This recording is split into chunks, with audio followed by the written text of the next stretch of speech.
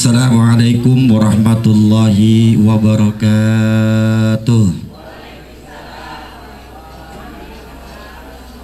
Bismillahirrahmanirrahim. Alhamdulillah.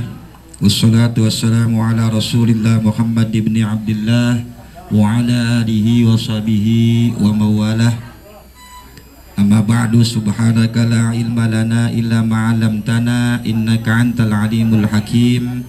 La haula wa la quwwata illa billahil aliyyil azim. Kami hormati pada narasumber kita pada kesempatan siang hari ini. Yang pertama yaitu Ibu Yulina Dewi SHMH. Kami hormati Bapak Joni Augas SHMH.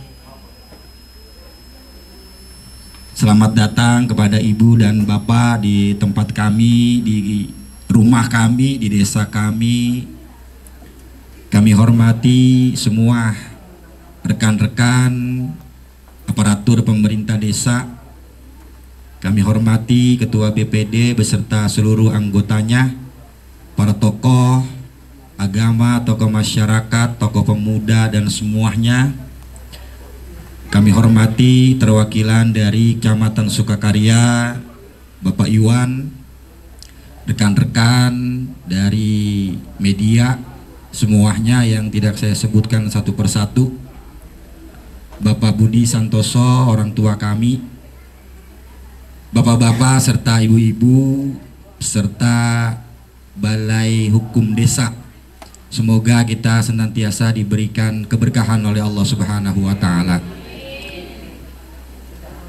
Siang hari ini adalah satu kebanggaan dan kebahagiaan tersendiri buat kami dan buat kita semua, khususnya para aparatur pemerintah desa dan segenap masyarakat Desa Sukajadi, karena kedatangan Ibu beserta Bapak sebagai narasumber yang tentunya ini sangat positif, sangat baik buat kita semua. Apalagi nanti insya Allah Ibu dan Bapak akan menjelaskan khususnya tentang potensi-potensi yang ada di desa kita, yang tentunya yang bisa dan harus kita manfaatkan untuk kebermanfaatan semua kita. Maka itu tentunya sekali lagi kami ucapkan selamat datang di Kabupaten Bekasi kepada Ibu di Kecamatan Sukakarya di Desa Sukajadi. Tentunya beginilah Ibu keadaan wilayah kami, keadaan desa kami, keadaan kampung kami, yang tentunya kami berharap dari apa-apa yang nanti Ibu dan Bapak sampaikan kepada kami itu bisa amat sangat bermanfaat buat kami. Karena terus terang hal-hal seperti ini memang belum pernah atau bahkan barangkali ini yang kami harapkan, adanya sosialisasi, adanya ilmu pengetahuan yang bisa kami peroleh dari semua narasumber, apalagi berkaitan dengan potensi dan potensi desa yang ada di desa kami. Maka itu kami sampaikan kepada semua yang hadir, nanti ketika ada sesi tanya jawab, silakan kepada Bapak dan Ibu yang ingin bertanya khususnya tentang masalah desa, tentang potensi desa, tentang hukum-hukum yang berkaitan dengan desa dan segala macamnya. Silakan nanti di sesi tanya jawab untuk dipertanyakan kepada para narasumber kita. Kemudian kami mohon maaf yang sebesar-besarnya apabila kedatangan semuanya, khususnya kepada Ibu dan Bapak sebagai narasumber ke tempat kami, tidak kami jamu dengan meriah. Bapak, Ibu, seperti ini adanya, kami mohon dibukakan pintu maaf yang sebesar-besarnya. Harapan kami semua tentunya bukan hanya sekedar acara seremonial seperti ini saja, bukan hanya sekedar sosialisasi, kita mendengarkan dari narasumber tentang ini dan itu, tapi harapan kami lebih jauh daripada itu, agar ketika saat ini kita diberikan ilmu pengetahuan untuk menggali potensi desa, harapan kami adalah agar kami selalu dikawal untuk melaksanakan dan menggali daripada potensi-potensi yang ada di desa kami ini. Ini saja barangkali yang dapat kami sampaikan. Sekali lagi kami ucapkan terima kasih yang sebesar-besarnya dan mohon maaf. Mudah-mudahan acara ini bisa berjalan sesuai dengan harapan dan keinginan kita. Apa-apa yang nanti disampaikan tentunya bisa kita lakukan, khususnya kita sebagai aparatur pemerintah desa yang memang tujuan dan moto daripada Desa Sukajadi, Om, adalah Sukajadi makin berkah. Jadi berkah semuanya, berkah aparatur pemerintah desanya, berkah BPD-nya, dan berkah masyarakat desanya. Amin ya robbal alamin. Ini saja, terima kasih, mohon maaf. Assalamualaikum warahmatullahi wabarakatuh. Warahmatullahi wabarakatuh. Salam sejahtera, Om Swastiastu, Namo Buddhaya. Dan terima kasih untuk saudara-saudaraku Desa Sukajadi yang terhormat Bapak Kepala Desa Sukajadi, Bapak Amir Hamzah, yang terhormat perwakilan dari kecamatan, Bapak Bawan, yang terhormat Ibu saya, Bu Julina Dewi, rekan sejawat yang ada di Jakarta, yang terhormat Kepala Dusun, Rukun Warga, Rukun RT, beserta staf-staf Desa Pemerintahan Sukajadi. Pertama-tama kita bersyukur telah diberikan kesehatan di hari ini ya Pak. Ibu-ibu yang antusias, ini malah luar biasa ini. Sepanjang sejarah saya 2015 saya sudah jadi aktivis desa Bu. Waktu itu saya ada di 12 desa Pabayuran. Saya memberikan salah satunya ya bagaimana undang-undang desa itu terbentuk sampai akhirnya saya bisa ketemu lagi ini di Desa Sukajadi ini. Alhamdulillah, terima kasih ya ibu-ibu ya sudah hadir ya. Bapak-bapak, kawan-kawan saya semua dari media, terima kasih. Yang terhormat juga tuh adik saya tuh yang jadi baru kepilih ketua PP di Kecamatan Sukakarya. Terima kasih Bang Jaka sudah hadir. Salah satunya sebenarnya desa itu apa sih gitu. Terus terbentuk itu dari tahun berapa gitu. Iya kan?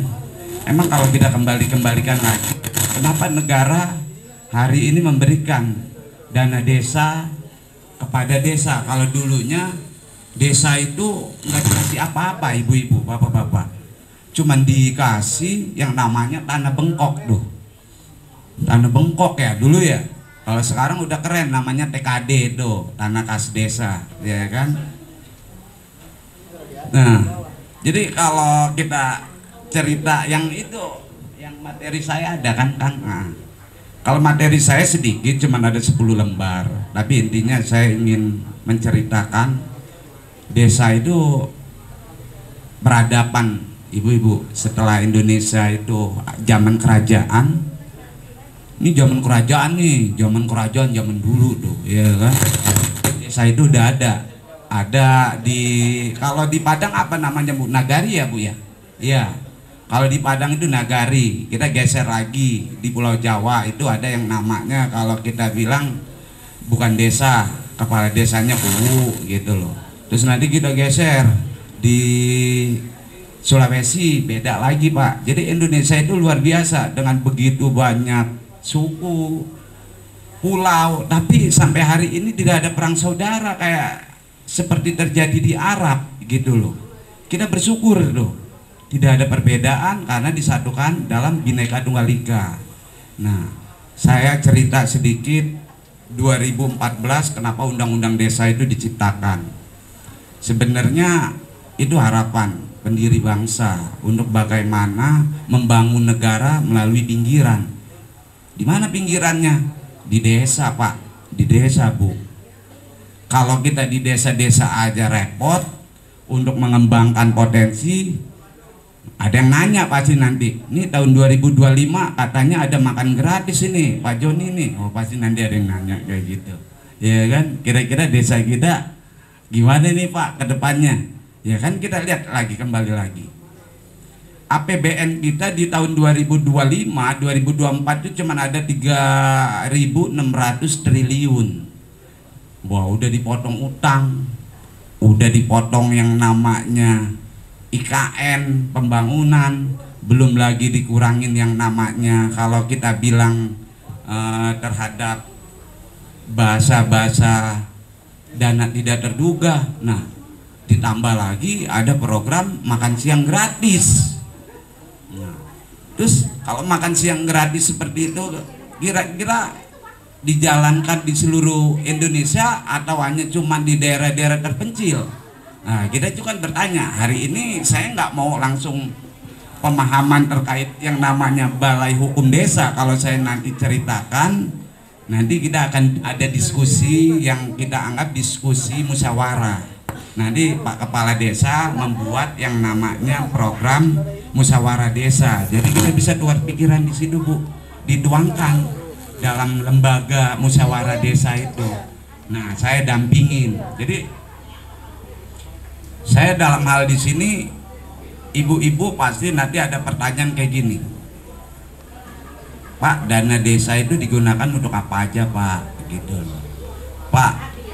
Terus kalau saya ada masalah ke sini, saya ada kekurangan ini, saya harus ngadu kemana, Pak? Gitu. Pasti ibu-ibu banyak nih. Kalau ibu-ibu ini sebenarnya potensinya bagaimana kita menghidupkan UMKM, betul nggak, Bu? Setuju gak, Bu? Nah, pertanyaan saat ini Desa Sukajadi tidak ada kawasan industri, betul gak, Bu? Terus kerjasamanya seperti apa? Kalau nggak ada kawasan industri, mintanya kemana? Betul gak? Betul ya, Bu ya? Iya kan? Terus kita mau bikin produk kreatifnya apa? Pertanyaan itu kan selalu pasti ditanya biar ibu-ibu ini bisa bergeliat, selain bisa membantu ekonomi keluarga, membantu suami, intinya kan seperti itu kan ya, Bu ya? Ya, karena di sini antusias yang paling depan ibu-ibu, saya ngobrolnya sama ibu-ibu aja ya, Bu ya. Biar seru gitu loh. Jadi pada saat ditanya, Pak, UMKM memang nggak bisa, Pak, minta sama pemerintah pusat. Bisa, ada Kementerian Koperasi, dan UMKM, bisa, Bu. Cuman di Indonesia ini ada cerita sejarah. Kalau kita belum bisa menciptakan dan membuktikan sebuah produk kita nggak pernah didengar, Bu. Kalau ada masalah nggak dipiralkan, no justice, no viral, ya kan? Masalah itu nggak bisa didengarkan nama pemerintah pusat. Nah, begitu juga pertanyaan kepada Pak Lurah gitu, Pak Kepala Desa. Kalau kita kayak gini aja, dengan situasi yang kita lihat ekonomi makin sulit gitu loh. Terus bagaimana kita menghidupin anak sekolah, menghidupin makan, kan gitu kan? Kan kita harus ada nilai jual, Bu. Nah, saya nggak mungkin banyak, tapi nanti ini paparan saya materinya tadi nggak ke-update tuh. Padahal saya mau ngomong cerita ada 10 lembar, tapi ceritanya tentang sejarah desa, terus potensi desa, sama satu lagi produk hukum desa. Jadi desa itu kalau nggak punya landasan pacu, tahu pesawat terbang nggak, Bu? Ya, pesawat terbang ya, Bu ya. Pesawat terbang itu kalau mau turun, pesawatnya besar, landasan pacunya ternyata tidak mampu menurunkan pesawat itu nggak turun, Bu. Sama, landasan pacunya tidak siap. Nah, ini presentasi saya ini, Bu, nggak banyak. Next deh, coba lembar yang kedua. Bagaimana membangun negeri dari pinggiran. Nah, pada tahun 2014 ada yang namanya aktivis seluruh kepala desa yang ada di Indonesia nyatu menciptakan undang nomor 6 tahun 2014, Bu, tentang desa. Nah, isinya apa sih? Tuh, isinya tuh ada di peraturan hukum yang mempunyai tujuan untuk mengatur tata cara pelaksanaan otonomi desa. Nah, Ibu tanya, bapak-bapak tanya, kawan-kawan tanya, otonomi itu untuk desa itu apa aja? Ya kan? Otonomi, Bu. Nah, ini ada Pak perwakilan camat, apakah otonomi itu desa bisa mengelola diri sendiri? Bisa, selama tidak bertabrakan dengan hukum. Apakah desa itu harus ikut aturan pemerintah kabupaten? Harus, karena pimpinannya yang tertinggi adalah kabupaten, bupati. Di atas bupati ada gubernur. Nah, kita kembali lagi. Kenapa undang-undang itu menggantikan Undang-Undang 32 tahun 2004 tentang pemerintahan daerah? Pada tahun 2004, Bu, pemerintahan itu pada zaman yang namanya kita baru reformasi tuh, Bu. Tahun 99 kan kita reformasi, Bu. Pergantian kepemimpinan negara ya. Pada waktu itu Pak Harto diganti sama B.J. Habibie. Setelah itu baru kita sidang istimewa. Nah, next Bang Operator. Nah, ini bapak-bapak kita nih yang ngebantu Pak Kepala Desa. Itu ada Pak Budi Santoso, manajer partner. Itu ada Pak Sabudin, ada Pak Saiful Wahyudin. Nah, next Bang. Nah, tujuan terkait materi Balai Hukum Desa, kita ini pelatihan, Bu, Bapak, kawan-kawan media dan kepala tingkat pemerintahan desa dari atas sampai ke bawah, sampai ke tingkat RT. Jadi pembentukan undang-undang itu jelas tuh. Desa mengatur proses pembentukan desa, struktur pemerintahan desa, kepala desa sama Bapak Badan Pemusatan Desa, Pak. Jadi kalau di desa itu cuma ada dua, Pak, lembaga, yudikatif, legislatif sama eksekutif. Eksekutifnya Pak Lurah, legislatifnya itu. Makanya kalau mau memutuskan sesuatu harus musyawarah desa, disetujui mereka berdua, ditambah ada partisipasi masyarakat melalui tokoh masyarakat dan LPMD. Saya lanjut ke bawah, Bu. Otonomi desa, undang ini memberikan kewenangan lebih besar kepala desa dalam mengelola urusan pemerintahan, pembangunan, kemasyarakatan sesuai dengan kebutuhan potensi lokal. Kenapa Kabupaten Bekasi ini, maaf ya Pak Perwakilan Camat, Pak Wawan, desa Kabupaten Bekasi belum ada bumdesnya sampai ke tingkat mandiri, belum ada bumdesnya ke tingkat yang namanya bisa berdiri menghadirkan investasi lain yang dikelola oleh desa kita sendiri. Betul? Jangankan Bapak dari kawasan yang di kawasan aja nggak maju-maju, betul nggak, Bu? Betul nggak, Pak? Nah, pada saat kita lihat otonomi, kita lihat potensi lokal. Potensi lokal ya itu potensi yang ada di desa kita. Misalkan kita ada sawah, misalkan kita ada perumahan, misalkan ibu-ibu pandai bikin industri kreatif yang nanti kita kerjasamakan kepada perusahaan-perusahaan yang ada di sekitar Kabupaten Bekasi. Betul kan, Bu? Nah, itu yang kita nanti cari setelah pelatihan ini. Bagaimana kita membuat aksi reaksi pada pemerintahan kabupaten sampai ke pusat. Sepakat ya, Bu ya? Ya, Pak? Nah, kewenangan desa yang nomor 2, undang-undang ini menguraikan desa itu punya kewenangan berbagai aspek tuh, perencanaan pembangunan, pengelolaan keuangan, pelayanan masyarakat, sampai yang namanya program pembangunan. Memang setiap tahun ada RKPD, rancangan terhadap yang namanya pengelolaan kerja desa. Nah, dibuatlah musrenbang. Ya, betul ya Pak Wawan ya.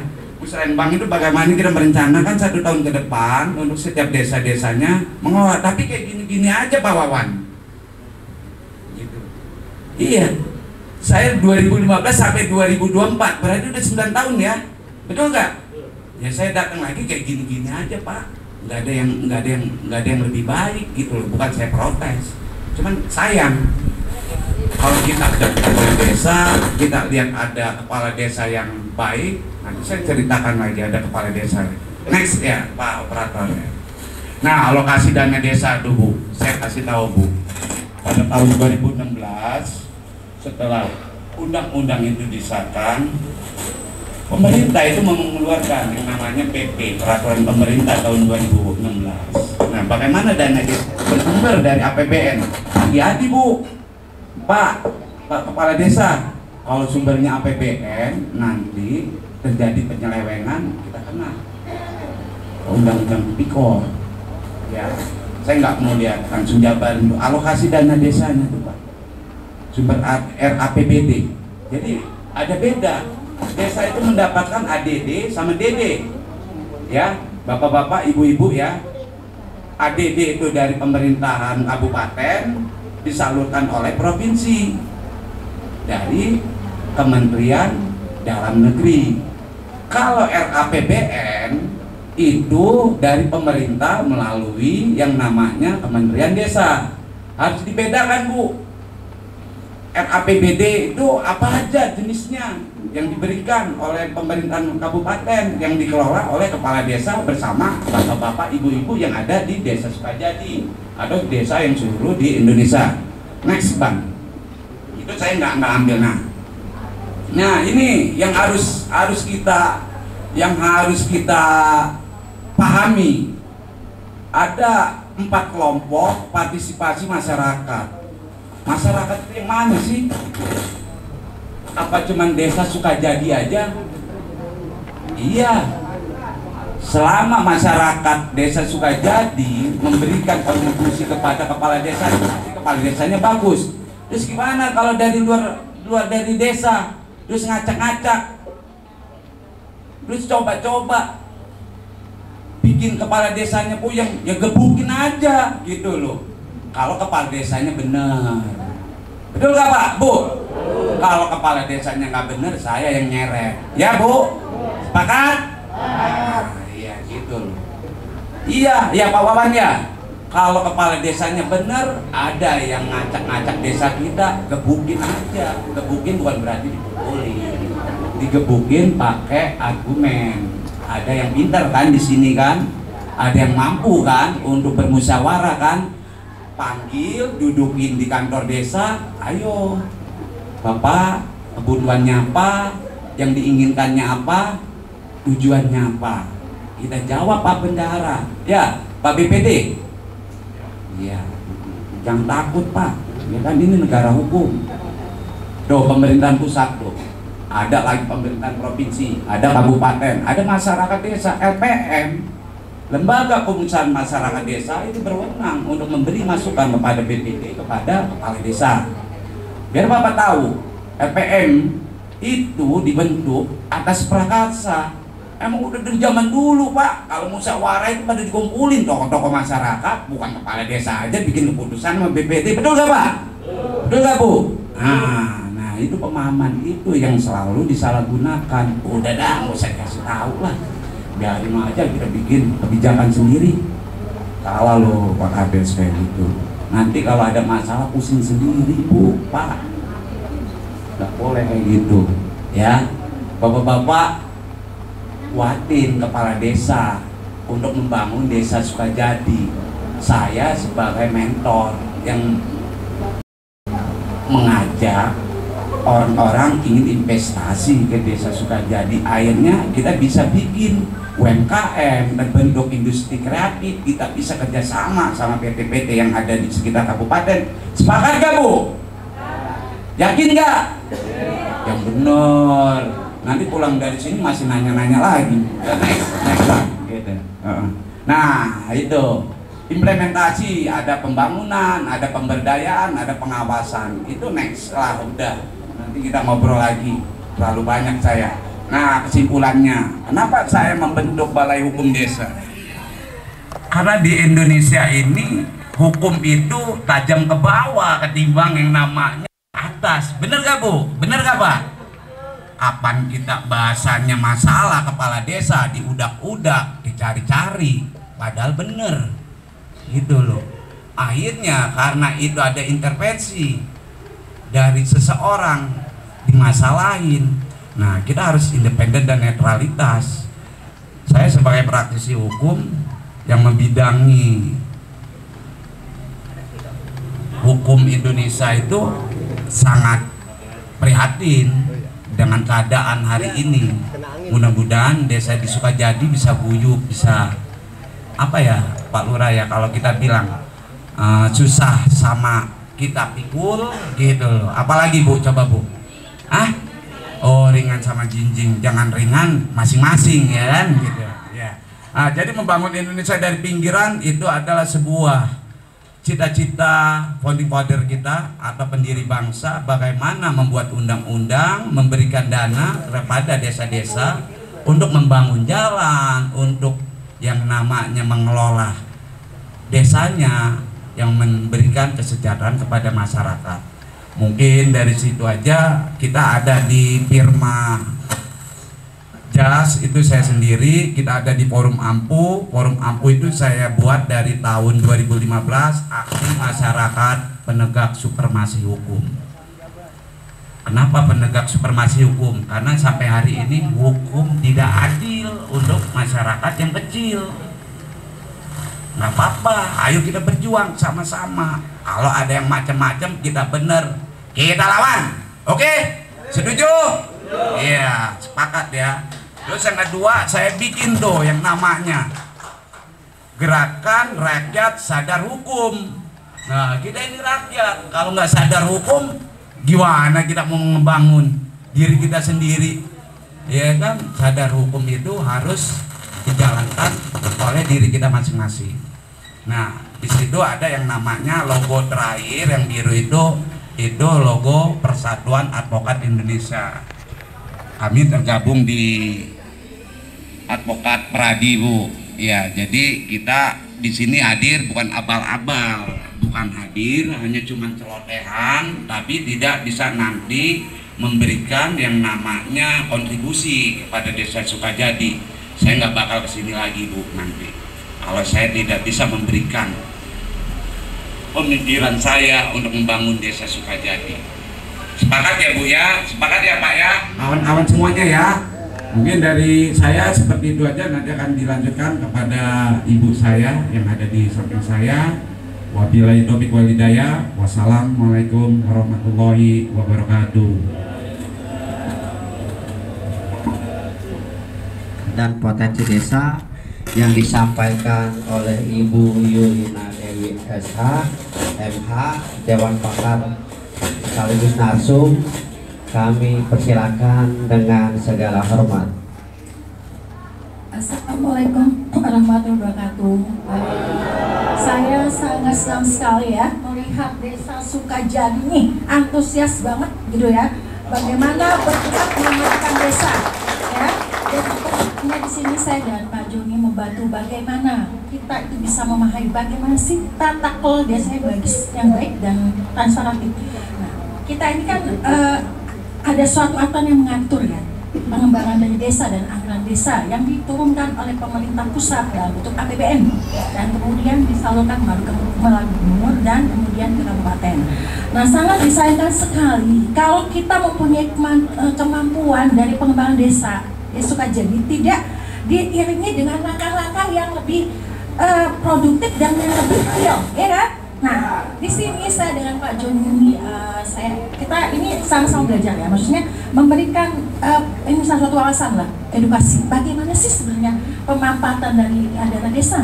Terus bagaimana sih pengembangan potensi desa? Jadi desa itu menjadi suatu desa yang menjadi piala prajut yang bagus ya, insya Allah ya. Insya Allah dengan semangat bapak-bapak nih, ibu-ibu dan kepala desanya, dan Pak Joni yang cukup bagus nih, junior saya ya, yang benar-benar hebat ini. Benar, bagaimana beliau ini mempunyai kepedulian yang tinggi untuk membangun desa yang harus kita applause ya.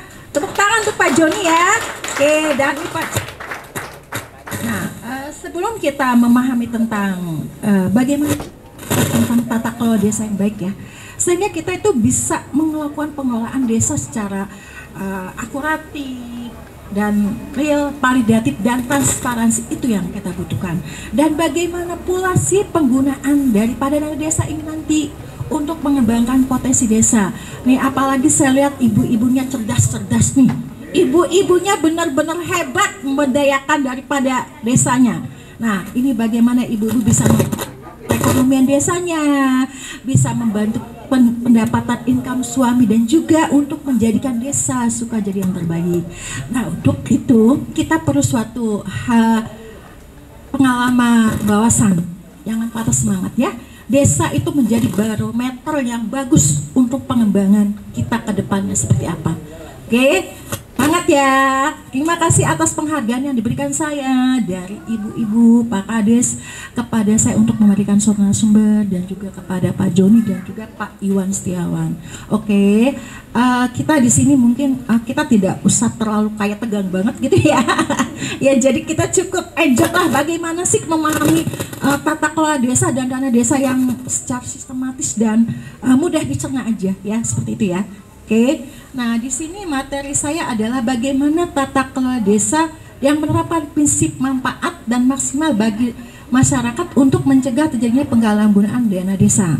Nah di sini kita harus paham bagaimana pengelolaan dana desa, bagaimana yang harus kita lakukan sistematis dalam penggunaan dana anggaran desa dalam kita mengembangkan potensi desa dan penggunaan anggaran yang prioritas yang lebih akuratif dan kita tidak terjebak kepada penyalahgunaan dan penyimbangan dana desa. Oke.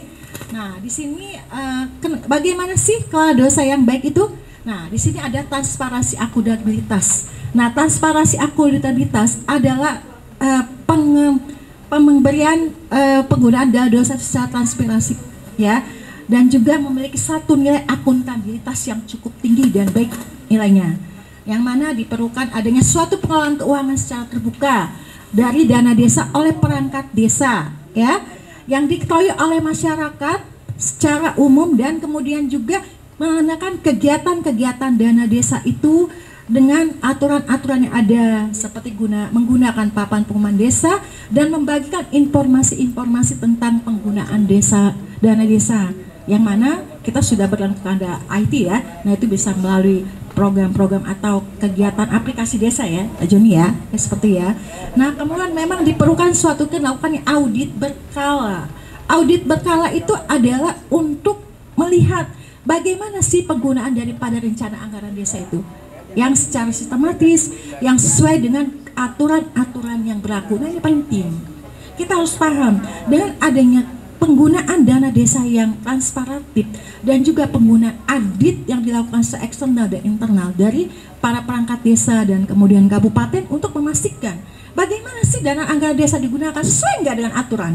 Nah kita tidak mungkin terjebakkan ke dalam suatu aturan yang tidak sesuai, yang mana akhirnya menimbulkan penyalahgunaan dan penyalahan gunaan wewenang anggaran desa yang akibatnya menimbulkan suatu tindak pidana.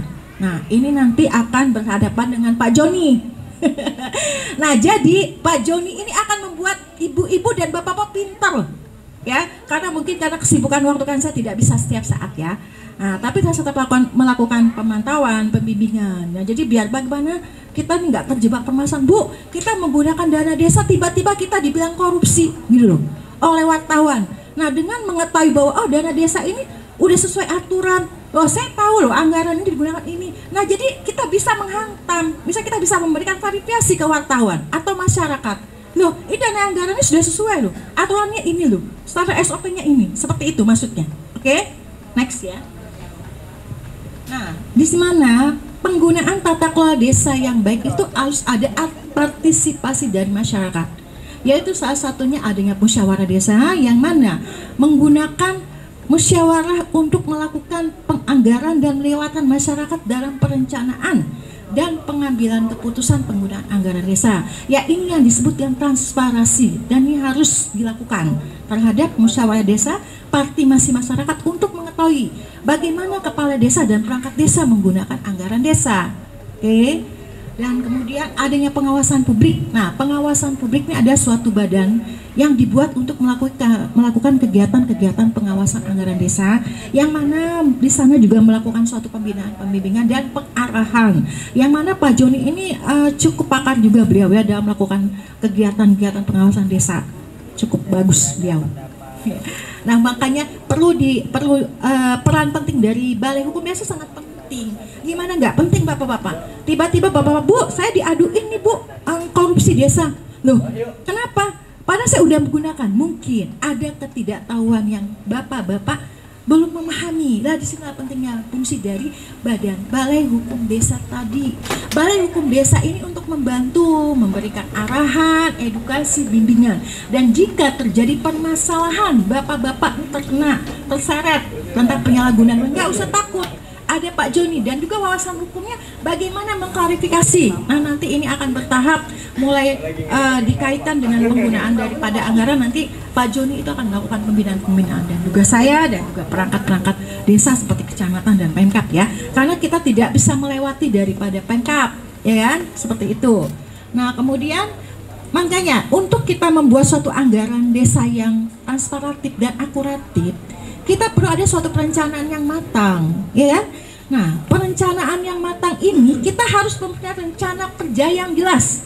Bagaimana rencana kerja yang detail dan terukur terarah untuk kita melakukan suatu kegiatan penggunaan anggaran desa berdasarkan rencana kebutuhan prioritas masyarakat.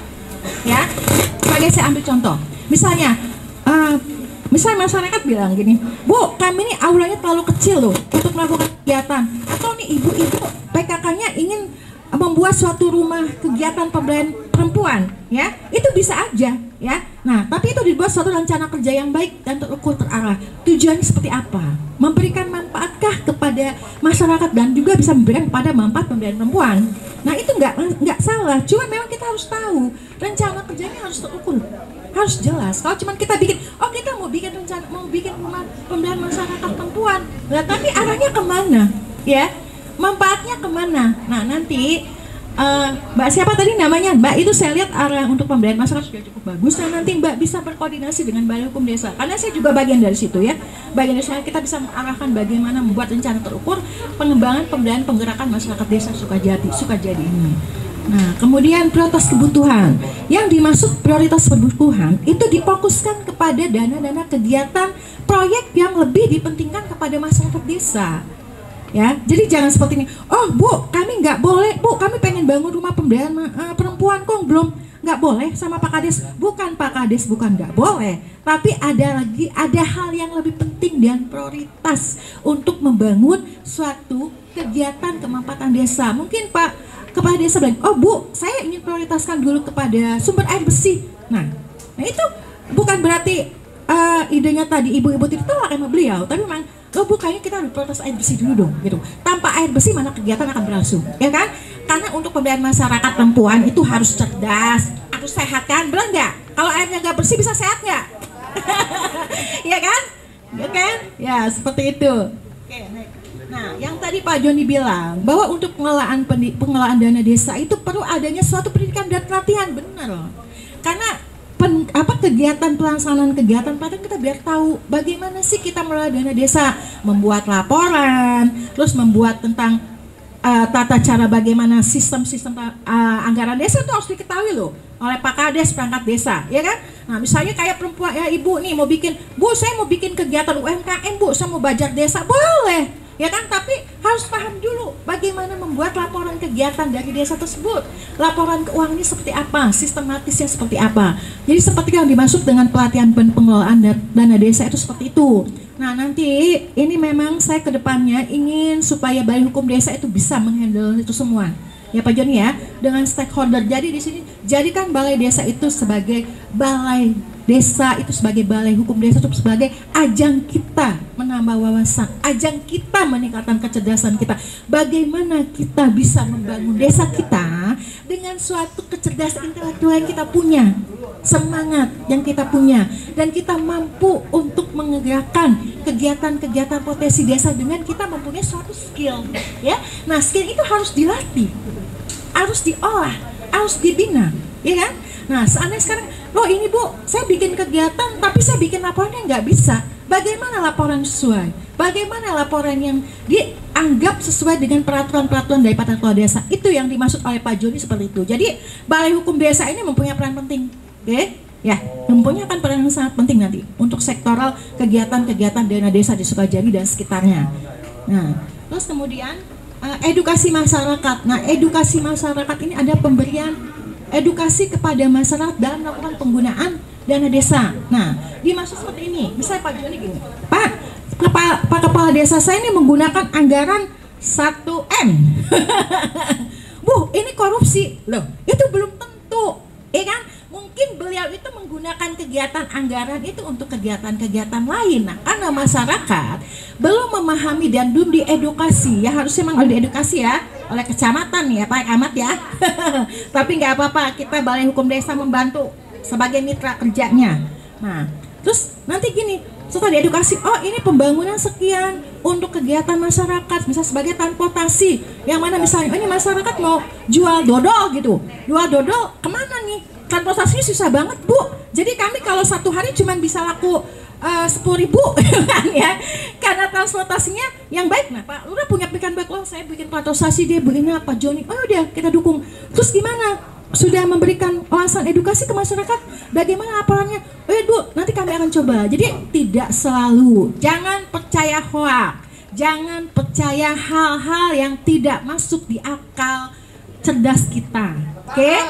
Nah, untuk menjadi maju itu harus saling sinergi. Kepala desa, perangkat desa, dan balai hukum desa untuk bisa memahami bagaimana. Jangan dikit-dikit, wah itu Bu, wartawan datang, Bu itu Pak Lurah, Pak siapa Pak? Bapak ini nih kades kita korupsi. Wah korupsi seperti apa? Nah jangan mudah terprovokasi. Nah dengan balai hukum desa nanti akan diberikan wawasan edukasi, sosialisasi bagaimana para bapak-bapak, ibu-ibu bisa memahami tata kelola desa. Nah di sini masyarakat itu bisa kritis dan analis. Tapi kritis analisnya harus cerdas dong. Masa kritis analisnya, wah pokoknya bapak korupsi, kita tahan, lapor ke polisi, ya kan? Nah itu tidak bisa seperti itu, harus cerdas. Nah transparansi nanti bapak memberikan, oh ini loh musyawarah desa kita membangun ini, jadi gitu. Jadi jangan mudah terprovokasi, yang itu akan menjatuhkan kita, ya kan? Semakin kita berwawasan, semakin kita cerdas, semakin kita mempunyai skill, kita akan lebih paham bersama-sama membangun potensi desa kita yang sudah mana dianggarkan. Dan mungkin di zaman presiden nanti pengelolaan dari para pajaknya itu ada di desa. Nah marilah kita sama-sama untuk bersemangat berkinerja, dan kita mempunyai wawasan yang luas. Yang mana wawasan luas itu membantu juga Pak Lurah, Pak Kadesnya loh. Jangan Pak Kades dikit-dikit, wah ini Pak Kades beli mobil katanya korupsi. Waduh, nah itu mobil ya bisa jadi itu mobil bukan hasil korupsi loh, ya kan? Nah mungkin dia mengembangkan desa. Jadi memang jangan mudah lah. Ini kan ada laporan dikit-dikit ya Pak Joni ya. Nah Pak Joni waktu itu udah naik pas investigasi.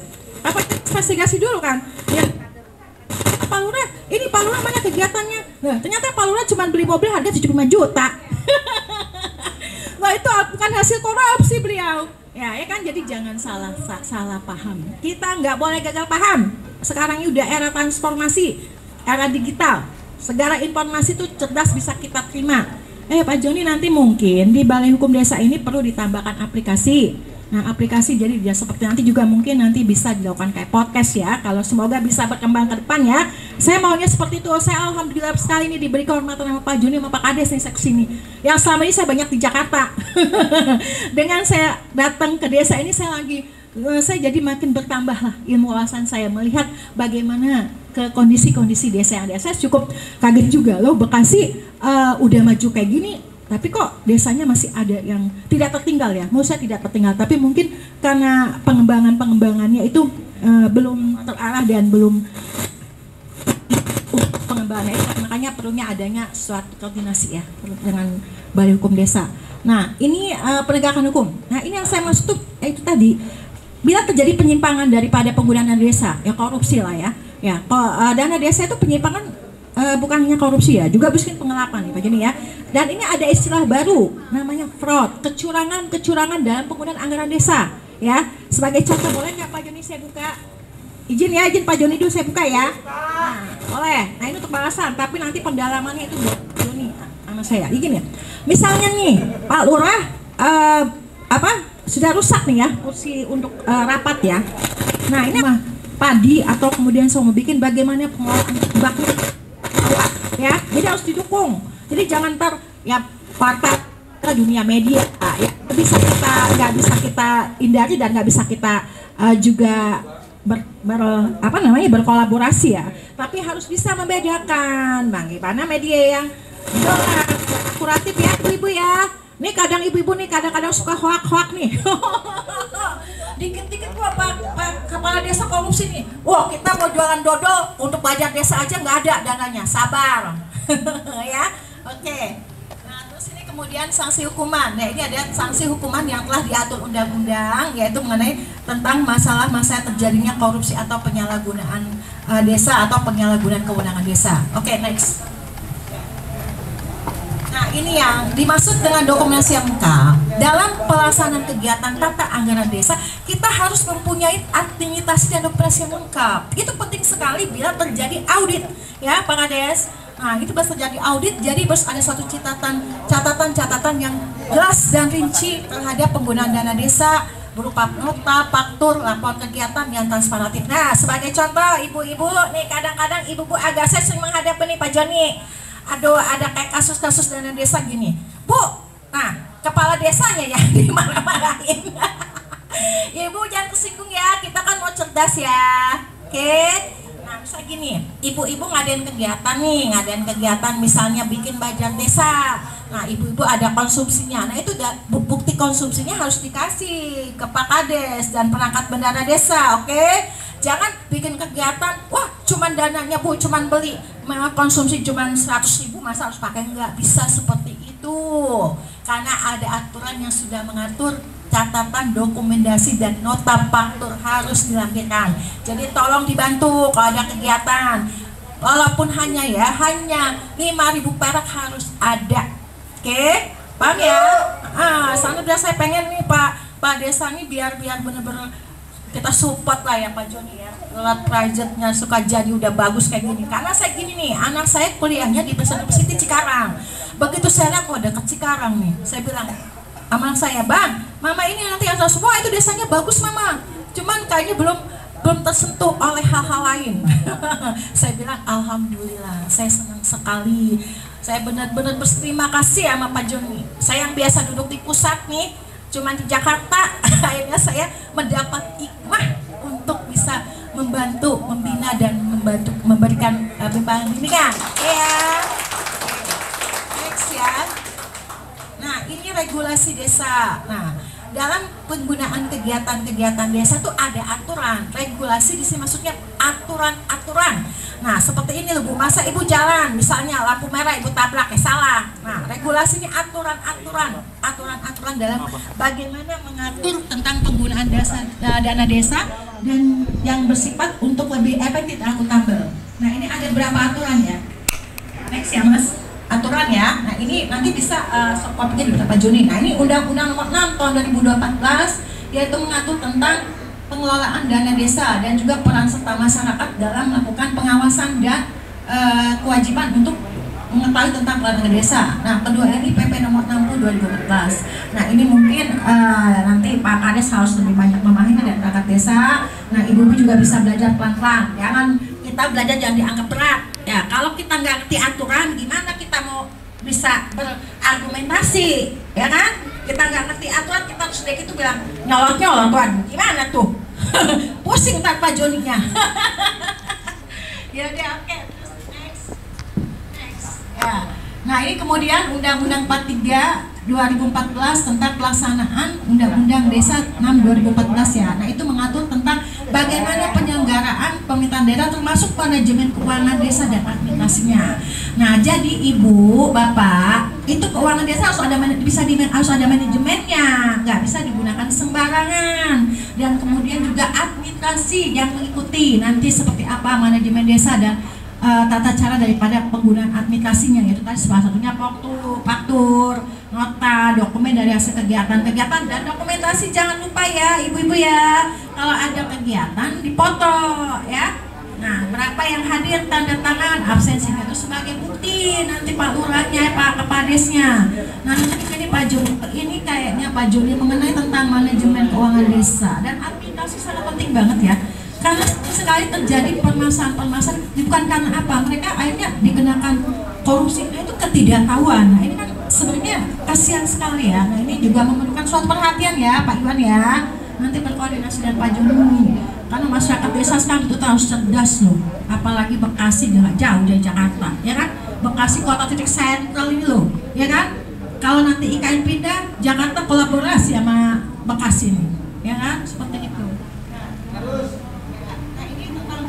Mungkin next. Nah, ini mungkin nanti lebih next.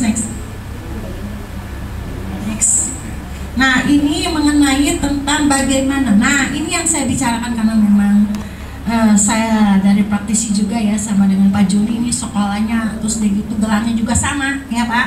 Nah ini yang saya maksud tuh bagaimana nih kita untuk melakukan meminimalisir tentang kata kelola dana desa biar tidak menimbulkan korupsi, ya kan? Atau kemudian dana desa itu disalahgunakan. Nah ini yang saya maksud seperti ini. Nah ini kita perlu melakukan suatu langkah-langkah supaya kita itu nggak terjerumus gitu ya, nggak terjerumus loh kita gunakan dana desa saya korupsi. Nah itu kita harus paham bagaimana sih kita bisa memahami bagaimana sih langkah-langkah apa supaya tidak terjadi potensi dalam kerugian keuangan negara yang penggunaan dana desa tadi tersebut ya. Pak Joni, setelah ini kayaknya Ibu lihat banyak sekali yang perlu dilakukan di Badan Hukum Desa ya. Satu itu tentang manajemen keuangan, terus bagaimana juga dokumen-dokumen administrasinya itu yang pertama ibu-ibu nih yang kadang-kadang bukan ibu bus beneran ya nggak sembrono, tapi cuma kadang-kadang itu orang cuma 100.000 bu masa dimasukin juga, jangan seperti itu, kasihan Pak Kadesnya ya. Nah, nombok juga kena disangkain dia pakai uang kerugian negara karena dia bisa nggak bisa bertanggung jawabkan ya kan, seperti apapun. Nah sekarang misalnya kayak ini kegiatan balita posyandu ya. Nah posyandu misalnya penggunaan bu ini kami maunya bubur kacang hijaunya dibikin sama Pokminah gitu loh, boleh aja dibikin Pokminah nggak masalah ya kan. Nah tapi kemudian harus ada itu nasional bertanggung jawab nih. Ini beras berapa, ini berapa anggaran gitu, kacang hijaunya tuh harus dikasih ke Pak ya gitu ya. Ada catatan dokumentasi, nota pantur kwitansi dan segalanya ya. Walaupun cuma beli pecel lele untuk rapatnya ya. Oke. Next ya. Nah kemudian ini penyusunan rencana anggaran Pak Kades dan SKPD nih, masyarakat juga mungkin nggak apa-apa ya perlu tahu ya. Jadi ini untuk penyusunan rencana anggaran desa itu ada yang dinamakan RKPDes ya, rencana kerja pemerintah desa. Nah di sini adalah kegiatan-kegiatan rencana strategik tentang kegiatan pengembangan desa baik yang bersifat prioritas ataupun kegiatan yang memang harus direncanakan dalam 1 tahun ke depan ya, yang mana bisa memberikan manfaat dan juga memberikan kemasyarakatan kesejahteraan desa. Intinya seperti itu ya.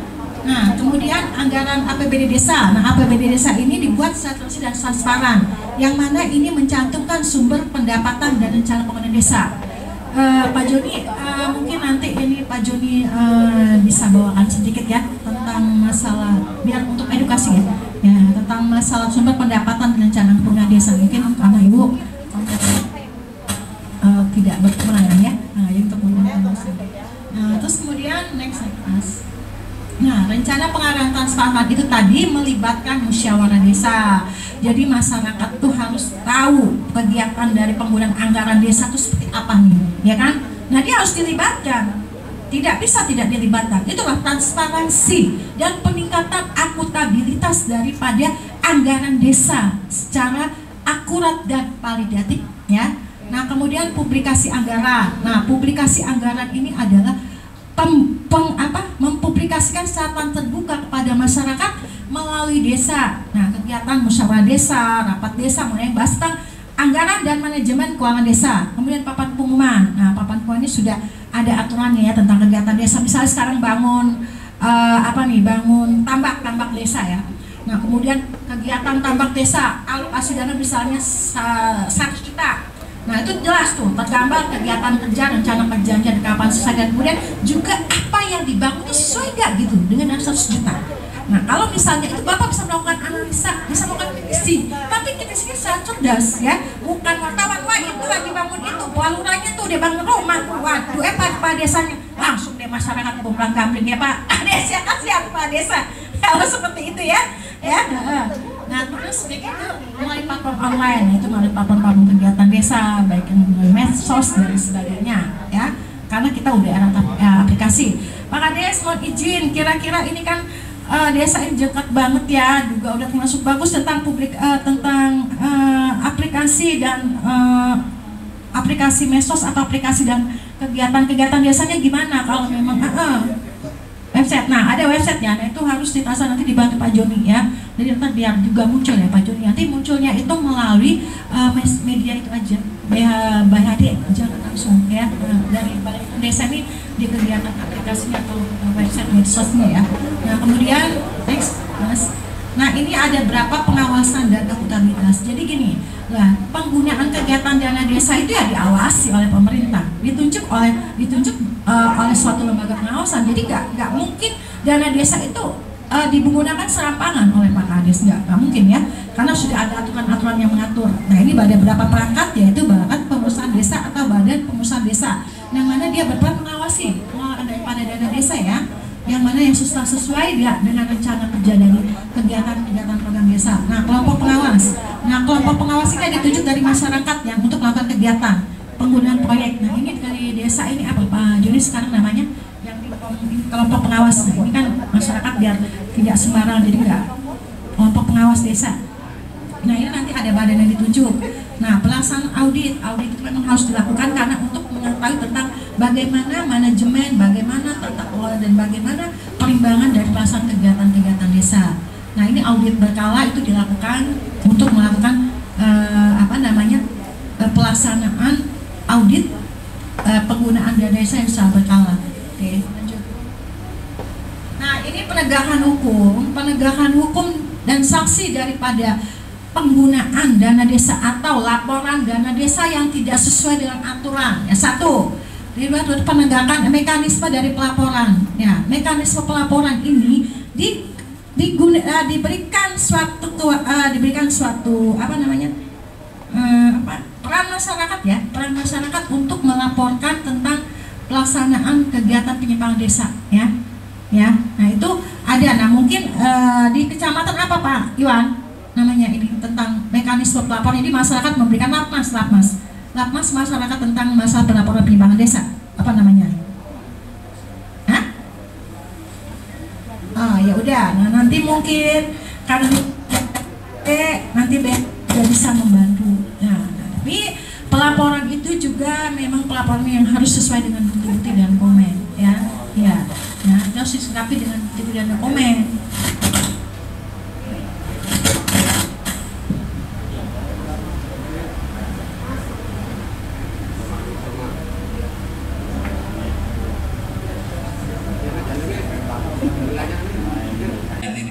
Operatornya tolong disiapkan. Iya. Makasih. Ya. Kasih semangat ya Ibu sama bapak-bapaknya. Ya, nah ini kita sekarang membahas tentang penegakan hukum dan sanksi. Nah, penegakan hukum dan sanksi terhadap laporan keuangan atau penggunaan dana desa yang tidak sesuai dengan aturan ya. Yang mana di sana ada mekanisme pelaporan. Nah, mekanisme pelaporan ini adalah memberikan ruang kepada masyarakat untuk melakukan laporan terhadap penyimpangan keuangan desa. Laporan masyarakat yang lakmas ya, seperti itu.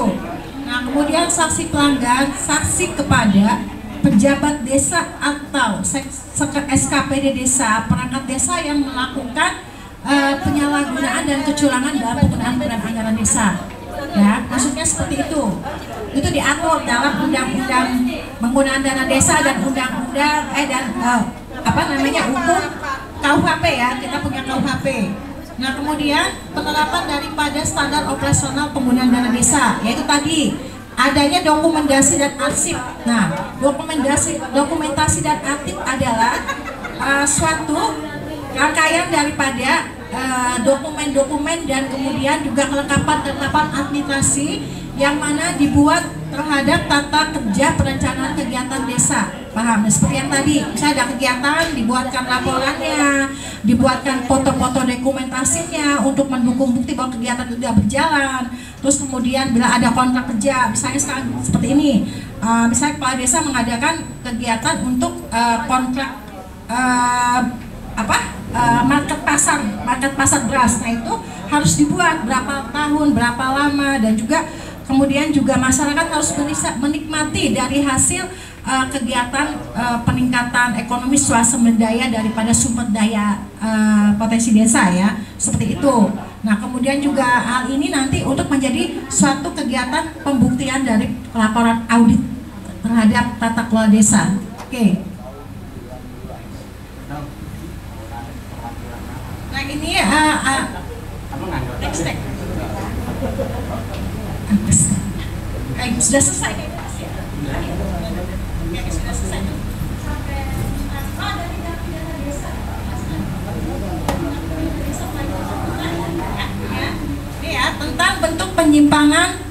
dana desa, yaitu adanya korupsi anggaran. Nah, korupsi anggaran adalah penggelapan dana yang digunakan oleh kepala desa atau perangkat desa dalam melakukan suatu kegiatan yang tidak sesuai peruntukannya. Misalnya seperti tadi, dana desa kegiatannya 100 juta, tapi kemudian yang ternyata setelah audit dan pelaksanaan pengawasan desa ternyata dananya tidak seperti itu. Nah, itu kan akan menimbulkan kerugian ya daripada dana anggaran desa yang harusnya memang digunakan secara transparantif dan sesuai dengan peruntukannya. Maaf, nah ibu-ibu nih maaf ya, hati-hati sekali ya untuk maaf daripada kegiatan pengembangan, kegiatan barang jasa atau kegiatan lain. Kayak contoh, misalnya ibu-ibu mengadakan kegiatan pengajian desa nih setiap hari Kamis 1 bulan 2 kali.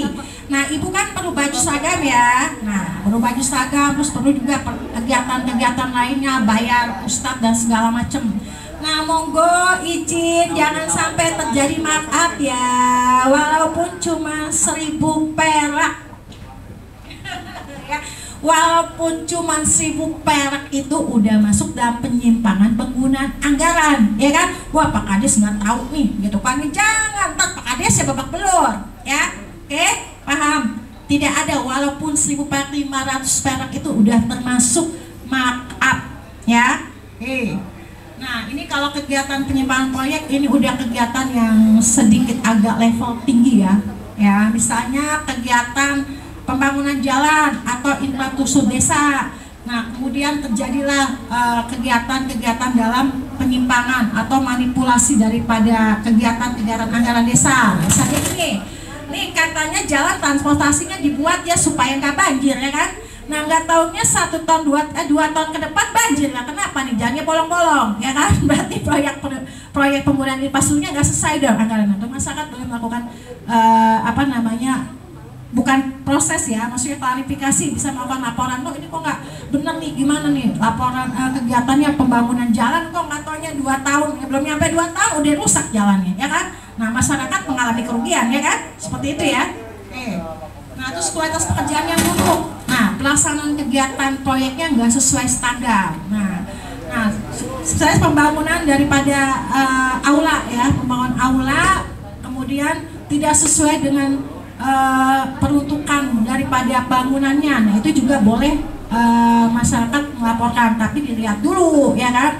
Mungkin gini loh, bisa aja ya Bu ya, mungkin di Jakarta itu pakai semennya yang kualitas bagus ya, tapi di Sukajadi kualitas semen yang ada ini, nah itu digunakan untuk pembangunan desa. Nah, tapi ketahanan kekuatannya mungkin hanya bisa 1 tahun. Nah, itu bisa juga dibilang bukan Pak lurahnya Pak desanya maaf. Nah, mungkin karena kondisi cuaca alam juga kan nggak tahu ya kan. Nah, ini rupanya Pak Kepala Desa bilang, oh ini saya bangunnya Bu Ina sampai 4 tahun nih jalan desa. Nah, tapi curah hujannya besar, kemudian pancaroba dan kemudian iklim ekstrim kita nggak tahu. Jadi harus cerdas ya, kita pahami dulu. Nah, kemudian kita bisa melakukan musyawarah desa, transparansi. Pak, itu kenapa Pak? Belum 4 tahun ya udah jelek. Loh, cuacanya ekstrim, makanya harus banyak belajar, ya kan? Karena kondisi alam itu tidak bisa direka. Oke? Nah, sekarang kayak misalnya rumah sakit, ya misalnya di balai desa nih, ada kegiatan tentang penyuntikan bayi lah, misalnya imunisasi. Pak, ini kok nggak semuanya dapat? Nah, itu kan mungkin diprioritaskan dulu bayinya, mungkin hanya sekitar 50 orang. Nah, tahun depan mungkin ditambah. Seperti itu ya. Oke?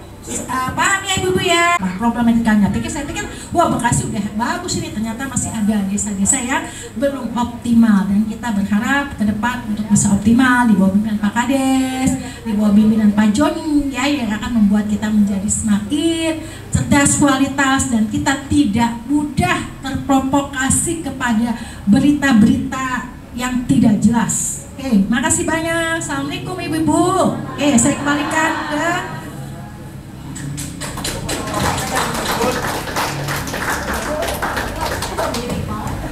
Terima kasih atas penyampaian dari Bu Yulina Dewi tentang tata kelola desa dan potensi desa yang begitu gamblang ya. Bahasa kita Bekasi gamblang ya. Gamblang artinya terpapar dengan jelas dan tergelar semuanya. Data. Data. Iya, udah data. Nanti kalau ini kita masuk sesi pamungkas nih. Ini dilihat kita auranya udah mulai pengen nanya nih, tadi di belakang nih sama saya nih. Banyak yang mau nanya nih. Tapi mungkin nggak bisa jawab satu persatu semua. Mungkin cuma keterwakilan. Nanti tanya sama narsu, mungkin kita minta 3 petanya mungkin ya. Sepakat nggak? 3 penanya. Iya. Untuk itu kita beralih ke sesi tanya jawab. Untuk peserta yang ada di sini terkait tentang tata kelola desa dan potensi desa dan sejarah desa, apapun yang berkaitan dengan warga desa, silakan bertanya. Apa yang hari ini belum jelas atau belum dimengerti, mungkin ada keluhan yang lain seperti apa, silakan tanya. Dimulai dari ini, siapa yang mau bertanya? Ya. Siapa?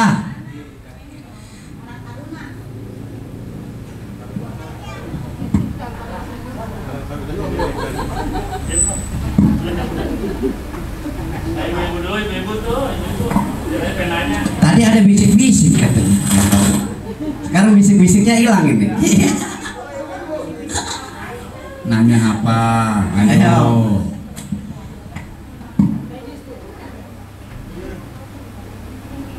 Nah, saya tambahkan nih, kenapa kita berani berbicara tentang transparansi dana desa pada sesi hari ini? Karena saya yakin kepala desa sebagai sahabat saya di sini tidak pernah melakukan hal-hal yang menyimpang dari pembahasan agenda inti kita. Kalau kepala desa yang melakukan, pasti dia nggak berani nih ngebahas-bahas kayak gini, betul nggak bapak-bapak, ibu-ibu? Hah? Iya, makanya gini, ada fakta lapangan terkait yang namanya asas kausalita. Kalau di hukum itu sebab akibat, kausalita itu sebab akibat. Kenapa orang ditanya terus marah? Betul nggak bang? Ya, karena dia berbuat, Bu. Kalau tanya nyantai-nyantai aja, ya bapak, ada yang bisa saya bantu? Silakan. Wah. Ya, aduh, silakan, ada yang mau tanya nih. Monggo. Ya, Pak. Ya, kalau ini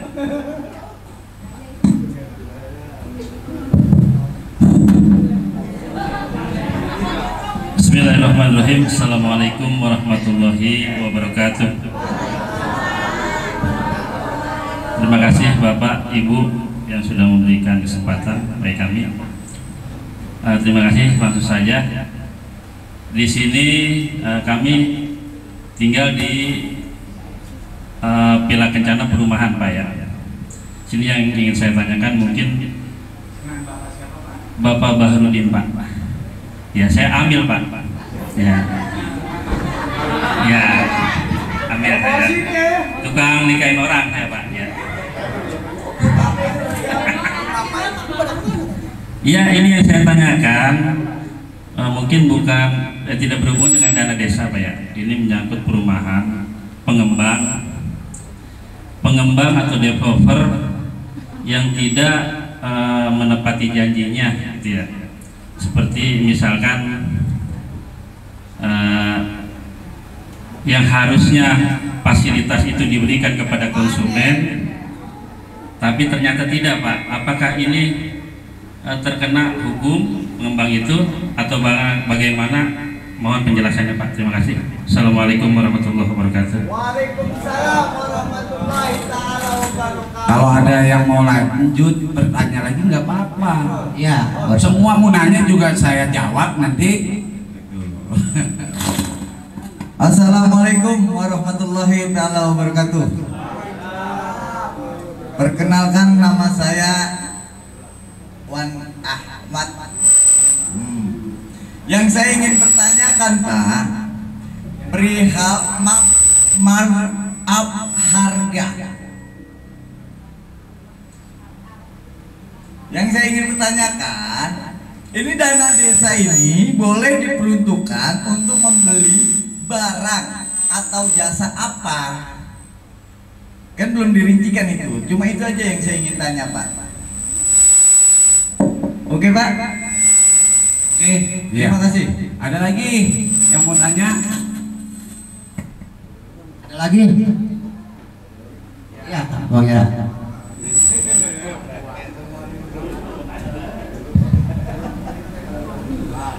Bismillahirrahmanirrahim. Assalamualaikum warahmatullahi wabarakatuh. Mohon izin Ibu, mohon izin Pak, mohon izin Pak Lurah, mohon izin Pak. Perkenalkan, nama saya Jatani Yani. Saya dari unsur organisasi masyarakat pemuda Pancasila Kecamatan Sukakarya.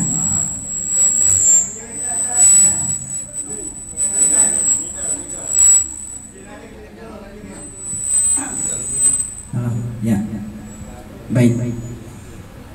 Mengenai terkait dana desa sudah menjadi ketentuan, menjadi aturan dan regulasi bahwa dana desa itu sudah jelas diberikan kepada kepala desa yang punya wewenang sebagai pelaksana dan penyelenggara dana desa di otonom wilayah desanya. Yang jadi pertanyaan saya atau kami di sini, apabila terjadi tadi menyambung dengan pertanyaan Bang Ahmad, ada penggunaan dana desa yang dipakai untuk rehab, contoh misalnya mebler atau desa, tetapi di situ terjadinya pembelanjaan total atau baru, tapi pelaksanaannya rehab. Nah, itu mohon solusinya. Terus kedua, ada juga yang terjadi mungkin bukan cuma di satu wilayah desa, mungkin hampir satu kabupaten Bekasi. Adanya penggunaan dana desa apabila kegiatan itu dipakai untuk jalan misalnya. Tetapi jalan tersebut yang sudah ditunjuk dan ditentukan anggarannya dipelaksanakan oleh APBD. Nah, tetapi itu terjadi penyimpangan atau penimpangan, ada satu titik bahwa dimasukin juga ke dana anggaran desa. Ini yang banyak terjadi dan saya mohon solusi dan petunjuknya. Iya, saya kira cukup itu aja ya, dua itu aja. Saya mohon karena itu sangat bermanfaat untuk saya, untuk kami semua, mungkin untuk warga Kabupaten Bekasi. Itu aja. Cukup ya. Mohon solusi dan penjelasannya kepada Ibu Narsum ataupun kepada Pak Joni. Wabillahi taufiq wal hidayah. Assalamualaikum warahmatullahi wabarakatuh. Waalaikumsalam warahmatullahi wabarakatuh. Terima kasih Pak Barudin, Bang Wan Ahmad beserta Bang Jaka. 3 pertanyaan yang sebenarnya kalau kita bilang kita sudah bisa jawab semuanya ini. Kalau kata saya, karena melihat dari permasalahan Pak Barudin dulu ya. Jadi di dalam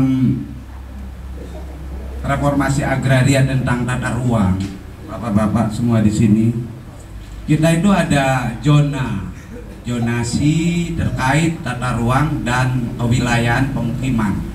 Kalau kita berbicara fasilitas yang tadi Pak Barudin sampaikan itu kan kita kembalikan lagi, ada yang namanya peraturan daerah terhadap pemukiman dan pertanahan sekitar perumahan.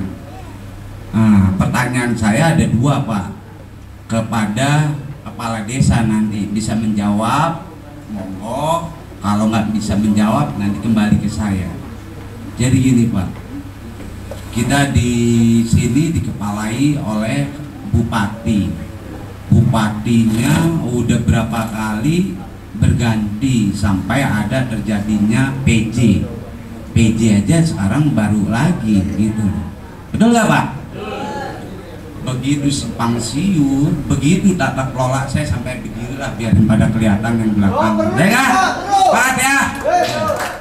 Jadi gini Pak, Pak Barudin itu sebenarnya permasalahannya hanya dimediasi oleh kepala desa, mengundang terhadap yang namanya developer yang di Pila Kencana ini untuk menjabarkan terkait yang namanya kan ada yang namanya undang-undang terkait pertanahan terhadap pemukiman. Itu terbagi dari 70-30. 70 perumahan, pasos pasum di 30. Kita nggak tahu Perpur Bekasi berapa antara jumlah pasos pasum dari penggunaan terhadap bangunan, betul ya Pak ya? Nah, kalau kita kembalikan lagi, jangankan kita perumahan yang kecil, perumahan Delta Mas aja dimalingin Pak, pasos-pasumnya tuh sama pejabat-pejabat, gitu loh. Kalau kita di sini desa, kita ada kepala desa yang kita anggap ada otonomi. Kalau bupati, nanti mereka ada gubernur. Nah di situ nanti ada menteri dalam negeri. Kalau di kepala desa, kita musyawarah Pak, karena pengadilan yang paling tertinggi yaitu musyawarah mencapai mufakat. Tidak ada kita bahasanya laporan ke kejaksaan, laporan ke kepolisian itu menyelesaikan masalah. Nggak ada Pak, sampai hari ini saya bergelut di dunia hukum, tidak ada keadilan untuk dilaporkan kepada aparat penegakan hukum. Saya yakinkan sama bapak-bapak semua, semuanya itu kalau saya bilang pada morgana Pak, kalau pas kebetulan viral baru. Nah jadi jawaban saya adalah kepala desa nanti mengundang para pihak, kepada para yang kalau kita kembali lagi warga di sekitar Villa Kencana untuk dimediasikan. Nah kalau kita melihat nanti jawaban dari pengembang, nah itu kan kita enak Pak, bukan simpang siur, bukan satu arah, jadi dua arah. Nanti kita fasilitasi ya Pak ya. Iya, silakan Pak. Terkait TPU Pak ya. Iya, nggak apa-apa Pak. Nah, dikasih lagi ini nih, biarin kita biar kita diskusi panel, nggak apa-apa. Ya udah, nggak apa-apa Pak. Terkait TPU yang saya lihat, Desa Sukajadi ada fasilitas TPU, termasuk perumahan ada fasilitas TPU. Itu yang membelanjakan dari dinas. TPU yang ada di Suka Indah itu nggak bisa digunakan Pak, nggak bisa dipakai, orang masih disawain. Sama Villa Kencana juga di Sukabudi sudah kami cek masih disawain. Sedangkan Sukajadi itu milik TPU. Warga Villa Pulau Siri yang selama ini ada yang meninggal dimakami di Gili-Gili, saya ambil Pak, saya pemandi jenazah, saya tahu. Makanya saya emosi ini. Solusinya apa? Gitu aja ya. Solusinya itu di belanja dinas nggak bisa dipakai, itu aja. Oke Pak Amil. Jadi Pak Lurah apakah sudah mengambil langkah-langkah yang terkait konstruktif terhadap yang namanya mediasi selama ini? Itu skalanya bukan Pak Lurah Pak. Udah. Terus pertanyaan saya, ya. Apakah sudah menyampaikan kepada yang namanya PUPR di sini dalam hal yang namanya dinas yang kita anggap cipta karya yang mengelola terhadap agraria dan tata ruang? Apakah sudah bersurat? Saya sudah bersurat ke Apa developer. jawabnya? Satu kali. Enggak, saya bersurat itu harus ada 3 tembusan Pak. Betul Pak, betul. Ya. Sudah Nah, kali, gini, Pak. apa respon dari surat itu? Tidak ada respon. Oh, tidak ada Ya, respon. tidak ada respon. Nah, terus langkah apa setelah tidak ada respon? Kami akan melakukan aksi, itu aja. Oke. Ya. Demo. Jadi Pak, gini, gimana? Pak. Jadi gini, sebelum melaksanakan aksi saya jawab Pak. Kita bersurat lagi karena kita sudah bekerja sama dengan Desa Sukajadi sebagai supervisi Balai Hukum Desa. Kami yang bersurat kepada developer, Siap. kepada dinas terkait, kepada pejabat-pejabat yang mengelola terhadap tata ruang ini. Betul Pak? Betul, siap. Terima kasih kalau mau diinformasi. Ya. Kita udah jawab ya Pak ya? Ya. Ya, oke. Ya, tolong juga ini Pak Joni ya, bukan cuma di developer saja TPU, yang ada di Kecamatan Sukari juga itu harus diurusin itu Pak. Betul, siap. Terima kasih ya. Terima kasih Pak Amil, pertanyaannya cukup bagus ya. Memang di situ saya lihat memang ada penyimpangan ya. Tapi mohon izin ya, karena ini kan kita masyarakat yang punya integritas dan kemampuan. Jadi menurut saya melakukan aksi sih boleh aja, tapi aksinya seperti apa gitu maksud saya. Jadi kita kan punya step-step ya, kemana arah kita, kemana langkah kita. Kalau kita nanti melakukan aksi, itu akan membuat suatu kredibilitas yang tidak baik ya. Jadi bukan saya, lebih baik kita minimalisir. Nah mungkin surat itu belum direspon atau tidak lanjuti, Pak Amir seperti kata Pak John, buat kembali didampingi atau dibimbing oleh Pak John. Mungkin ada konsepnya yang belum mengena. Oke, nah sekarang saya sebagai contoh ya, saya bilang, nih Pak Kades korupsi nih Pak John, tuh Pak John bilang, Bu dasar korupsinya apa, buktinya apa? Lihat Pak John nggak mau proses, karena dia untuk membawa pembuktian hukumnya ke depan tuh harus punya bukti, ya kan? Nah mungkin ya saya memaklumi kita memang mempunyai keterbatasan ya. Nah dengan adanya balai desa, balai hukum desa dan kita sering melakukan edukasi sosialisasi ini, Pak Amir akan lebih paham bagaimana prosesnya, bersurat seperti apa dan apa alasan dari kronologis posisi hukumnya yang akan diangkat dan akan ditindaklanjuti. Seperti itu ya Pak Amir ya. Oke, kita harus jadi masyarakat yang cerdas. Aksi tapi aksinya yang jelas, aksi intelektualitas kita, bagaimana kita mendapat jempol ya, oke? Nah kita angkat permasalahan penyimpangan yang tidak sesuai dengan aturan ya. Presiden pasti mendukung, kita aparat juga tetap melakukan pemeriksaan, saya setuju. Oke, terima kasih Pak Amir atas pertanyaannya, dan saya cukup bangga mempunyai warga desa seperti kritis, analis dan cerdas. Nah, juga harus diimbangi dengan suatu wawasan-wawasan ya, melalui Balai Hukum Desa kita bergerak. Terima kasih. Ya, terima kasih Bu Yulina. Nah, ini pertanyaan dari Bang Wan Ahmad ini terkait markup untuk harga barang dan jasa ya. Nah, jadi gini Pak, di dalam yang namanya peraturan negara itu pasti ada yang namanya turunan. Dari turunan itu ada yang namanya kalau dibilang petunjuk. Jadi setiap tahun dana desa itu ada prioritasnya Bang Ahmad. Jadi Permendes dalam hal ini yang mempunyai otonomi terhadap pengelolaan desa. Misalkan saya contoh di 2023 itu 2024 ini masih terfokus yang namanya terhadap stunting, terhadap BLT loh. Nah makanya Pak Lurah tidak bisa mengembangkan yang namanya tadi markup terhadap barang dan jasa itu. Kalau yang saya bilang sebenarnya Pak Lurah, saya bilang satu kabupaten Bekasi kepala desanya maling semua, saya bilang itu loh. Iya, ini saya berani ngomong seperti ini. Ya udah nggak apa-apa digugat saya, biar nanti saya gugat balik gitu loh. Gitu. Kenapa Pak Lurah ingin berbaik hati untuk bekerja sama kita untuk memperbaiki desa Sukajadi yang lebih baik lagi gitu loh. Kenapa kita berani berbicara tentang korupsi di depan bapak-bapak semua? Karena kita tidak melakukan Pak. Kalau kita ngelakuin maling teriak maling terus kita kena ditangkap, malu saya sama Pak Wawan gitu. Kan seperti itu Pak. Jadi kenapa kami berani bertarung sama bapak-bapak semua untuk berbicara diskusi seperti ini? Bagi kami seperti ini Pak, tidak ada sesuatu yang nggak bisa kita perbaiki terhadap markup, ya kan? Jadi gini Pak, di dalam Undang-Undang Tipikor tahun 2004 sampai tahun 2000 sekarang itu ada perubahan sampai keempat Pak, terkait pembuktian terbalik Pak. Banyak kawan kita dari Ormas, dari LSM, dari media, bagaimana menjadi fungsi kontrol yang baik sebenarnya. Nah, kita terima kasih Pak. Apalagi ada masyarakat yang mampu memberikan edukasi, memberikan masukan kepada kepala desa, kepada sekdes, kepada bendahara, kepada BPD. Itu kita luar biasa Pak. Akhirnya apa? Saya yakin desa Sukajadi orang desa yang pertama berhasil di Kabupaten Bekasi. Nah, dari tadi Pak, yang kita bicara dari Wan Ahmad, ya Bang Ahmad ini berbicara tentang markup Pak.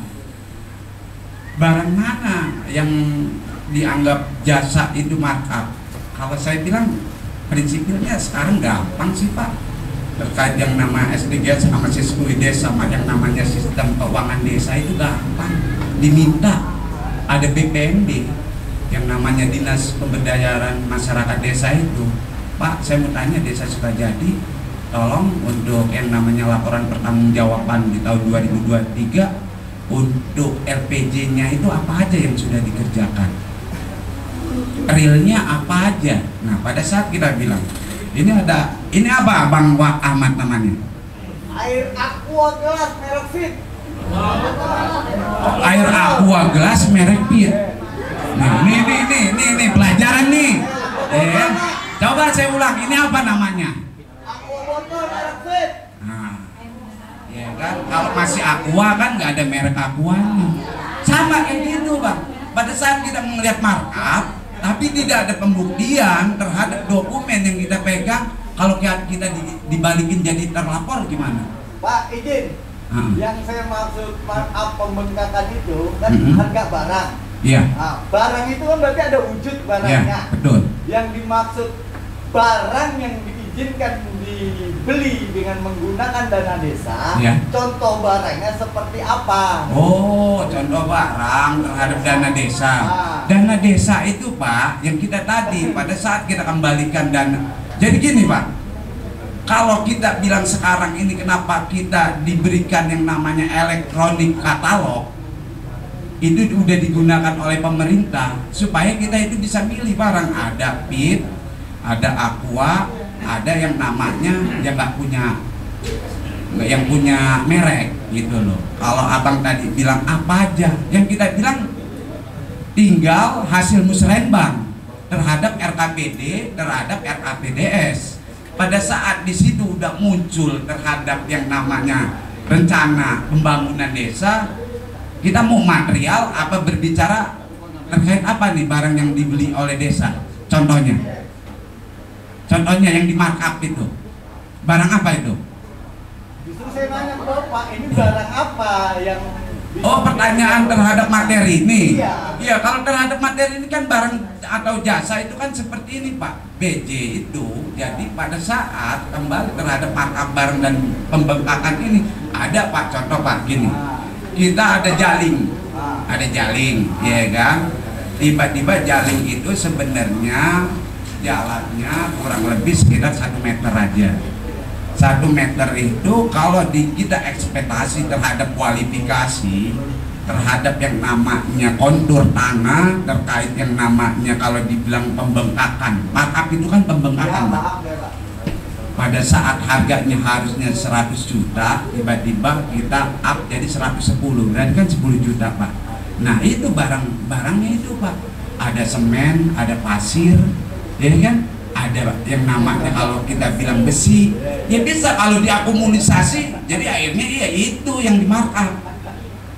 Itu maksudnya, itu loh, ya kan?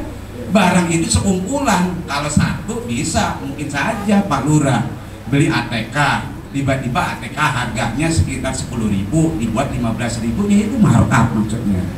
Semua barang yang digunakan, yang dilaporkan terhadap laporan pertanggungjawaban kepala desa terhadap penggunaan dana desa, itu barang Pak. Ada lagi kurang yang mau ditanyakan, nggak apa-apa. Saya jawab ya ke nomor 3 ya. Ya Bang Jaka ya, Ketua PP. Jadi Bang Jaka ini kembali lagi terkait yang namanya ada beberapa tumpang tindih terhadap laporan yang sebenarnya bukan lagi di markup itu Pak. Gitu Bang. Itu yang namanya sistematis, itu yang namanya kalau kita bilang aktor intelektual. Jangankan di Kabupaten Bekasi, di Jakarta aja ibu ini sudah yang namanya membongkar beberapa permasalahan itu. Kita ini Pak, ya kan, kita ini datang ke sini memang benar niat terpanggil oleh negara, tidak yang lain-lain. Yang dimaksud sama Bang Jaka itu kejahatan sistematis Bang. Itu ada 3 yang harus dibongkar, ya kan? Sebelum kita membongkar orang luar, bongkarlah diri kita dulu. Apakah kita niat mau membongkar permasalahan itu, tapi kita mendapatkan hasil dari itu? Tanya sama diri kita. Masa kita mau di 86-in? Kalau kita mau membongkar itu, kita harus siap. Kita tidak ikut pun dari apa yang kita mau bongkar. Siap gak? Ya kalau siap saya bantu nanti kita bongkar habis-habisan, gitu loh Pak. Iya, karena saya nggak punya kepentingan.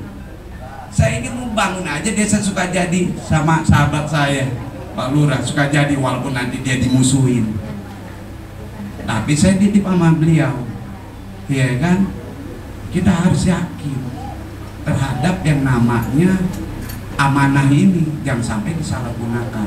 Sama Bang Jaka, ini yang paling lucu sebenarnya yang saya bilang sistematis itu ada 3 loh.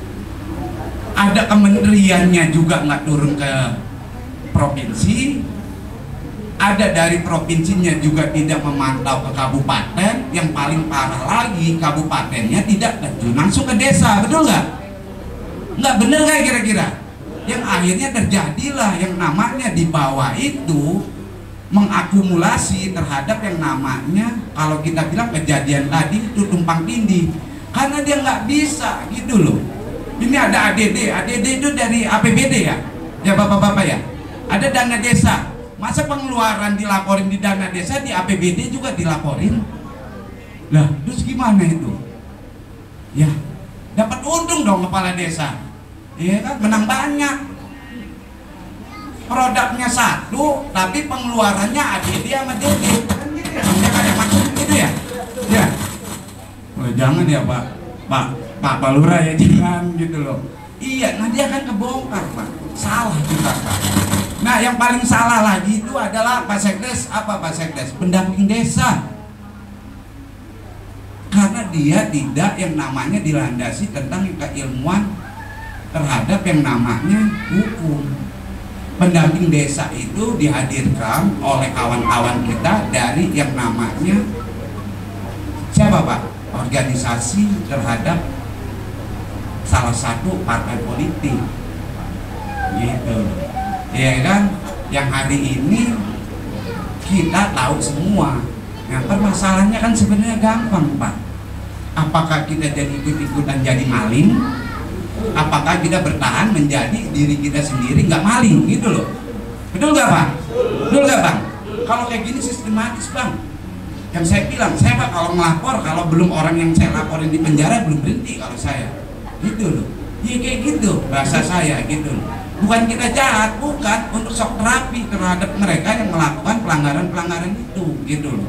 Cuman permasalahan kita kan kita harus elegan gitu loh, karena kalau udah kepentingan politik ini repot ini Bang, percaya deh sama saya. Kita kalau Pak Lurahnya udah lurus-lurus aja, udah transparansi, udah baik-baik aja sama warganya, pasti nanti ada orang lain nih yang nyerang. Sama kayak Bang Jaka sebagai kepala ketua PP di kecamatan, tiba-tiba sudah memberikan kontribusi yang baik kepada yang namanya MPC se-Kabupaten Bekasi, ya kan? Akhirnya ada kawan yang ini yang itu, ya itu biasa, itulah politik. Jadi kenapa kita harus belajar politik hukum? Nah terkait yang namanya permasalahan yang Bang Jaka seperti ini, ya next lah kita ngobrol. Saya tahu kok petunjuknya. Karena yang kayak gini ini bukan lagi yang namanya rahasia umum, bukan lagi rahasia ini, bukan rahasia umum. Gitu. Ya, seperti itu. Ada tambahan nggak? Ditanya nggak apa-apa, mumpung saya belum duduk ini. Gitu. Ya, kira-kira Bapak-bapak, kalau yang ada mau pertanyaan lagi, apakah waktunya udah cukup atau seperti apa ini, Pak MC? Nggak, takutnya nanti ada yang mau nanya lagi, takut salah. Kita udah tutup, wah saya mau nanya nggak jadi, coba tanyakan lagi. Ya terima kasih. Masih ada sesi, dikasih waktu untuk 1 orang ya. Mungkin ada lagi nggak yang untuk menanyakan? Coba. Ya, ini pertanyaan pamungkas. Ya. Ibu-ibu enak, silakan. Maaf Pak Joni ya, saya masih belum puas ya. Maaf Pak Kamil. Saya mau bertanya sama Pak Joni, Bapak bersiapkah mengawal kami untuk mendapatkan hak kami? Bapak bersiapkah atau tidak? Yang saya bilang, saya udah datang sini, udah siap Pak. Siap, terima kasih. Ya, jangankan badan saya, nyawa saya aja saya berikan kepada ya. Sahabat saya. Gitu. Pokoknya yang Arjen Robben itu TPU Pak. Ya. Udah. Kalau kita mati mau dikubur di mana Pak? Ya, gitu aja. Iya.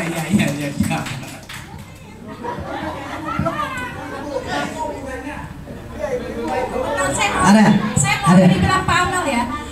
Ini kan namanya nanti Pak Amal tuh namanya minta pendampingan hukum karena beliau memang profesinya sebagai lawyer dan memang dia memberikan bantuan hukum masyarakat. Jadi nanti memang Pak Ahmad didampingi ya, nanti berupa surat kuasa dari masyarakat. Tapi mohon izin Pak Mal, mohon izin bukti-buktinya diperkuat ya. Ya, bukti-buktinya diperkuat dan ini jadi biar Pak Yoni memberikan bantuan hukumnya juga enak. Nah, nanti juga hukumnya sebagai pembina nanti memberikan yang penting bukti-buktinya benar-benar valid dan real ya. Jadi kita bisa perjuangkan dan secara hukumnya itu untuk penegakan hukum Pak Joni nanti akan membantu. Oke ya, semangat.